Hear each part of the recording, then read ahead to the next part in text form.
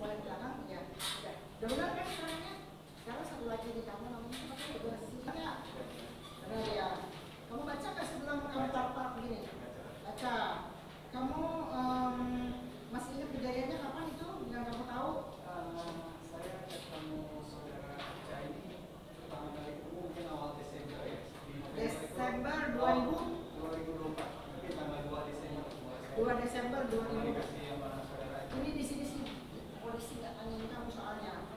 Itu di jaksa pertama kali ketemu 2 Desember 2025. 2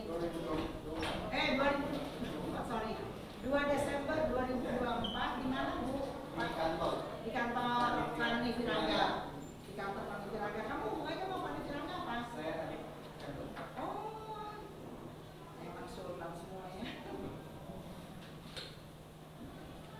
Adik kandungnya Fani Firanga ya. Jadi kamu itu berangkat? Rencananya itu satu keluarga dan sama dari kantor. Yang bayarin semuanya Fani Firanga. Kakak aku semua yang bayarin. Baik banget ya. Jadi ini, tapi ini ada kata-katanya. Namun beberapa waktu yang dijanjikan untuk pengembalian uang dari merasa atau aja tidak menyanggupi karena Fani merasa, saudara Fani merasa direkomendasikan oleh saudara Arman karena pada waktu saya ingin transfer, saya pernah memastikan kembali dan menanyakan ini yang transfer uang siapa? Yang transfer dari rekening Fani Firanga. Enggak, yang pergi. Namun pada saat pelaksanaan sebelum berangkat, terdakwa, iya kan, tidak memberangkatkan saya beserta karyawan dan keluarga saya. Yang kemudian dikarenakan tidak jadi berangkat umroh, saya meminta kepada saudara terdakwa untuk mengembalikan uang saya. Kata kamu uangmu apa uangnya Fani sih? Uangnya uang Fani. Nah, kamu ngomong sini Uangnya dari PHP-nya. Jangan, kalau bukan uang kita jangan, berhati-hati kamu ya. Kalau kasih keterangan ya, untuk dikembalikan sejumlah uang saya, kata kamu. Uang saya transfer ke terdakwa dan disetujui untuk pengembalian uang, akan tetapi terdakwa meminta waktu beberapa hari untuk mengembalikan uang. Terus beberapa saat waktu yang dijanjikan untuk mengembalikan uangnya, si terdakwa tidak menyanggupi. Dan karena saudari Fani merasa direkomendasikan oleh Arman, karena pada waktu saya tidak ingin transfer, saya pernah memastikan kembali, menanyakan ini aman nggak, gitu kan? Dan dijawab oleh saudara Arman itu si satunya lagi, ya, si pelapor.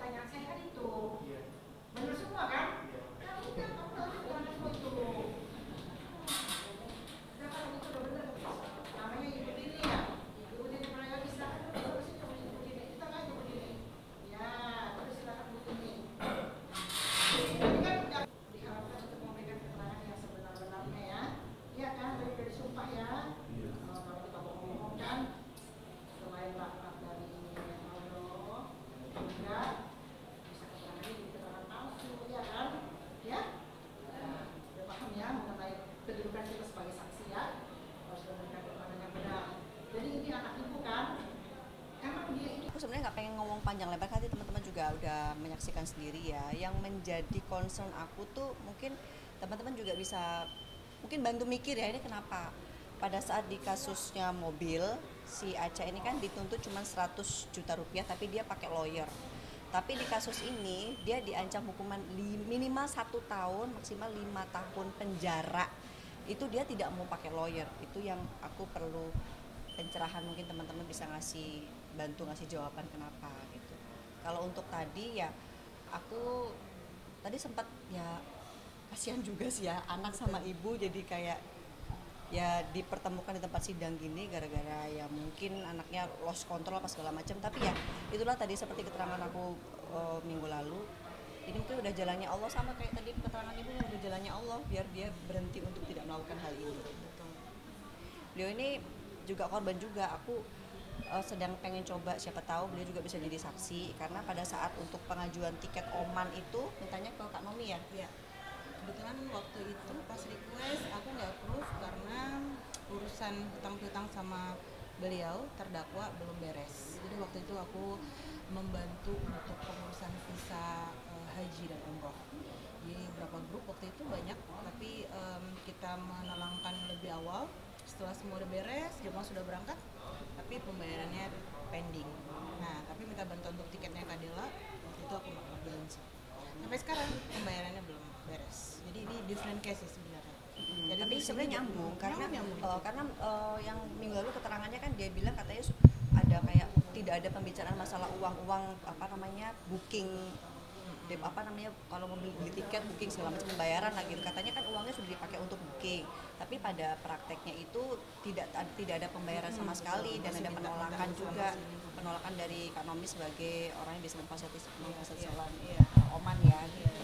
Karena aku juga punya travel juga, jadi relate sama kebutuhannya terdakwa. Mbak tadi terdakwa kan sempat bilang dia ternyata nggak buka endorse, terus nggak ada pengurangan biaya, itu gimana Mbak? Ini peristiwa, kita balik lagi ya, aku pernah umroh kalau nggak 2014 atau 2017 antara itulah, aku tuh pernah umroh berdua sama mama aku, itu ada endorse potongan harga 3 juta, ini jujur aja. Jadi yang lain-lain tuh kena harga 30 berapa gitu, aku 28.500.000 waktu itu. Itu dengan info bahwa bantu ya promosiin travelnya aku ya Beb, dikasih potongan 3 juta per orang waktu itu aku sama mamaku. Terus kemudian untuk yang berikutnya lagi, pas aku berangkat kemarin juga Aca menawarkan dari ekonomi, pesawatnya aja tuh dikasih bisnis. Itu sebenarnya pada prakteknya kan memang ada penawaran. Kalau nggak ada penawaran ya nggak mungkin bisa terjadi hal seperti ini kan. Tapi kalau dari itulah tadi yang bertentangan antara anak dan ibu, ibunya bilang tidak pernah menerima endorse apapun, yaitu mungkin Acanya nggak pernah ngomong, tapi perbuatan Aca yang sebenarnya di lapangan tuh dia selalu menawar-nawarkan endorse gitu. Menawarkan ya Mbak ya, bukan dipengaruhi ya bahasa. Enggak, dia menawarkan. Mana mungkin sih Mbak orang mau mempengaruhi, lu ini dong, ini enggak kan, kita tuh kan mau membeli karena mendapatkan penawaran gitu kan, gitu loh. Nggak mungkin itu barang bisa laku kalau nggak ditawarin kan gitu. Mbak tadi udah dengar pas secara langsung Mbak konflik antara ibu dan terdakwa itu seperti apa Mbak? Miris ya sebenarnya, karena jujur sih aku juga seorang ibu kan, kasihan juga sih, maksudnya anak kan harusnya, apalagi dia anak pertama yang harusnya menjadi tumpuan contoh buat adik-adiknya, tapi malah menjatuhkan nama keluarga, nama perusahaan dibangun sama ibunya, ya kasihan sebenarnya. Cuman ya kembali lagi ke takdir, kalau nggak kayak gini mungkin nggak jadi pembelajaran juga buat Aca, mau sampai kapan dia kayak gitu. Tadi kalau kita bisa menyimpulkan bahwa ibunya tuh dari dulu kan dirongrong terus kan katanya gitu, tapi kan aku nggak ngerti pada prakteknya bener nggak ibunya nggak pernah menerima, apa perusahaan itu tidak pernah menerima transferan tindak kriminal dari Aca, ini bener nggak? Tapi kayaknya pernah ada transferan, tapi ya udahlah, aku sih fokusnya ke Aca aja, bukan ke ininya, bukan ke ibunya ya. Sekarang apa masih kita berharap pengembalian ganti ruginya atau bagaimana Mbak selanjutnya? Kan segala opsi yang dia tawarkan ke aku tuh kan kemarin sudah sangat merugikan aku ya, kayak nawar-nawarin mobil, tadi kan sudah ada keterangan juga kan. Jadi bukannya aku yang meminta loh, bukan aku minta tolong dong, minta ini dong, mobil lu serahin dong, kok nggak ada kayak gitu. Tapi dia yang menawarkan aku cuma jaminan buat gue apa nih, supaya teman-teman gue yang lain tuh bisa bisa nggak marah-marah. Dia menawarkan nih gue serahin ini sampai lampu syuting lah, sampai sertifikat tanah budenya lah, sampai rumah budenya lah, kayak gitu apartemennya. Jadi sebenarnya di belakang kisahnya aku tuh banyak banget orang-orang sampai dipegangin sertifikat tanah yang tidak sesuai dengan nominal kerugian yang diderita gitu loh.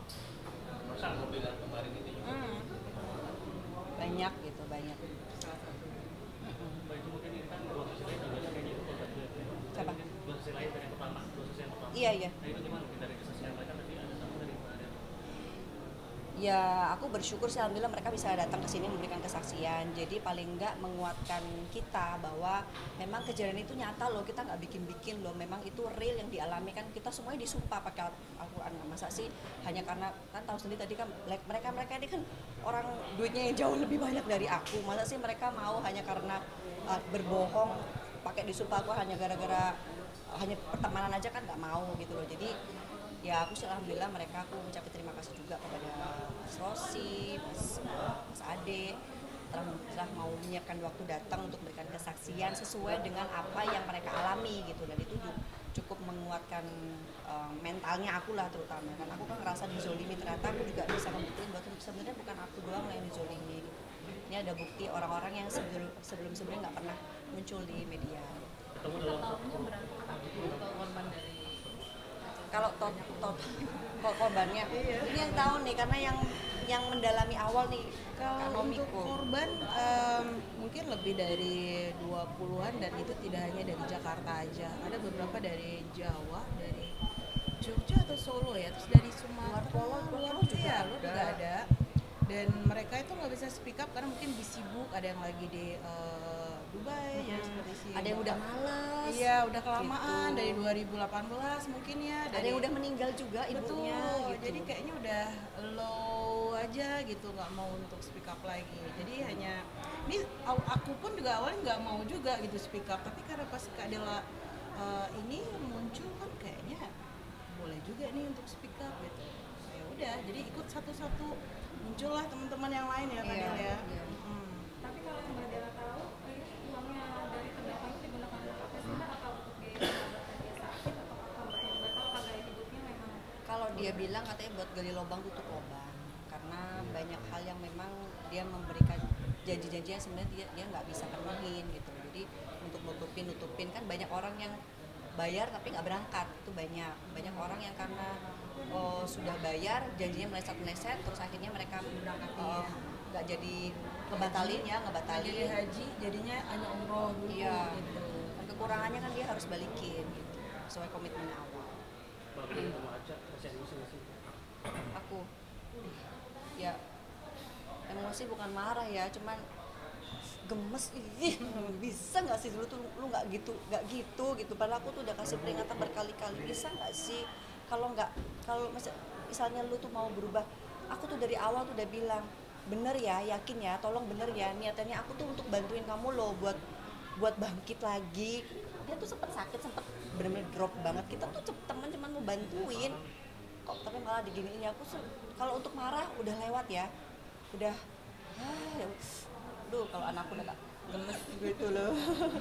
Amit-amit. Mungkin ada apa nggak sih mengenai sidang ini mungkin? Kalau yang itu aku udah capek berkomentar ya itu ya, karena ya, seperti ya sama keterangan aku kemarin gitu loh. Jadi Ibu Joyce Ibu Joyce hanya aku. Kalau yang kasusnya itu aku tuh udah males berkomentar ya, karena aku dari awal tuh udah bilang aku pengen menyelesaikan kasus yang melibatkan banyak orang dulu. Ini tuh menyangkut hajat hidup orang banyak, yang dizolimi itu bukan cuma aku, nominalnya pun besar banget, dan ini tuh berhubungan dengan uang ibadah gitu loh. Kalau masalah ini kan aku bilang berentek sebenarnya, nanti itu pasti akan selesai dengan sendirinya. Kan dari awal juga aku udah bilang ini lo stepnya gini-gini, tapi kan dia kan udah ngomong ntar digodok lagi, ntar jadi masuk postingan gitu, ntar capek deh Velocity. Tapi Mbak Dela ini kan tadi juga beberapa saksi mengatakan memang ada apa namanya kayak semacam mobil itu. Nah itu apakah akan berkaitan dengan penjual juga atau gimana? Kan pada kenyataannya memang begitu ya, ada beberapa mobil, tapi kan yang lain sudah kita kembalikan karena alurnya udah bener gitu. Tapi yang kalau yang masalah yang si ini nih ya pas kan udah lihat lah prosesnya kayak gimana kan, seribet apa mereka enak. Dan kemarin juga mereka kan cuma seolah-olah mereka sudah minta semua model yang memberi dan menaruhnya di Polres. Dari awal tuh kan kita udah minta dia untuk lapor polisi, ada kok chatnya, semuanya ada gitu. Makanya percuma ngomong sama mereka yang hati nurani udah ketutup itu percuma. Jadi ya udah mendingan aku diem, karena aku ngomong A ntar jadi A+2, A+3 sampai Z. Mendingan aku diem, karena diem aja salah apalagi kita komen, udah gitu aja ya. Oke, thank you Kak. Adalah kota hadir. Kan Kayak lanjutan sidang kemarin saksi dari Kadela ya. yang mana nih, kasus apa nih? Mobil dengan mobil. Oh kayaknya lawyer aja yang mewakili. Sidang ini yang sekarang selanjutnya apa? Kan 2 minggu lagi ya. Mudah-mudahan teman-teman korban yang lain mungkin bisa hadir, karena ada beberapa yang sakit juga nggak bisa hadir. Artinya minggu depan 2 minggu lagi agendanya? 2 minggu lagi, tadi apa ya? Lupa aku. Saksi dari terdakwa. Saksi dari terdakwa. Aku juga pengen lihat sih, maksudnya saksi terdakwa mau ngomong apa gitu. Ntar kita datang lagi ya. Dia akan datang lagi ya Kak. Insya Allah datang lagi, karena kan kita pengen tahu kan gitu. Makasih ya teman-teman.